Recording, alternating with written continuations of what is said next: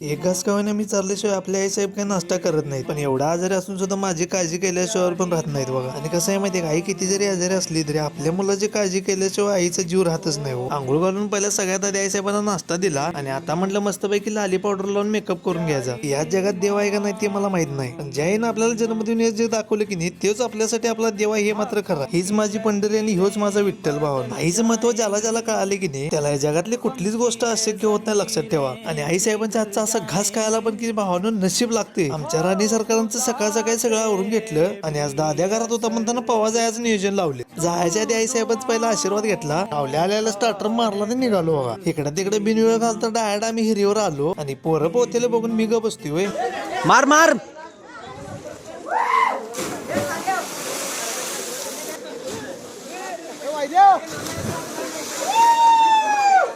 उन्हाळ्यात हिरीला पवा जायची मज्जा काही वेगळीच असते भावानं. आणि असा गट्टा कोण कोण मारते भावानं मला कमेंट करून नक्की सांगा.